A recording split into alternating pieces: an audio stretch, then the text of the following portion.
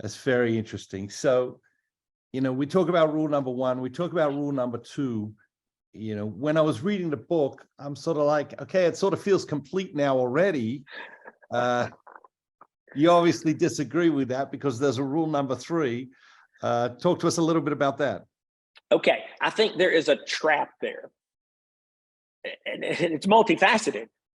You and I, as leaders, love to get stuff done. We love to check stuff off. We love progress. And here's what happens. If you have a clear aspiration and you amplify it well, the culture will begin to move toward that aspiration. It'll happen.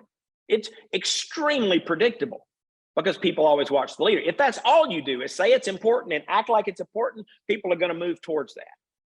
That's the risk. Because see, culture is a living, breathing, dynamic organism, right?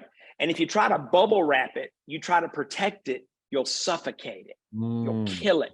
You'll kill it. So the third rule is to adapt, to always be working to enhance the culture.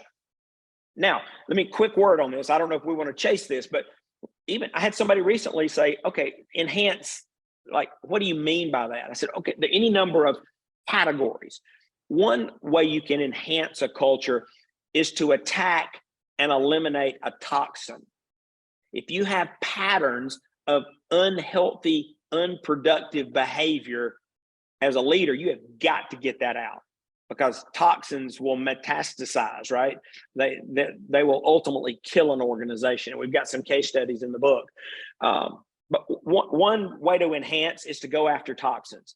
Another way to enhance is, let's pretend that a lot of your listeners have a healthy and thriving and vibrant culture. Like, are we off the hook? Well, no, you're always looking for ways to enhance the culture. So one thing you can do is double down on a strength. Because if you're really good at something and you get better, you just strengthened your culture. And then the third is to add new capabilities. And this is one that some leaders miss. And I think it's just because it's not talked about enough. We had an example of that a few years back. The president of our company said, we need to be more innovative. Now, we've had innovators throughout our history. Truett Cathy was the original innovator, right? He invented the chicken sandwich.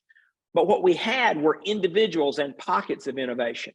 So our senior leader, our president, said, I think we need to become more innovative as an organization and set that aspiration. We began to amplify it. And I would argue we're more innovative today as an organization than we were a decade ago.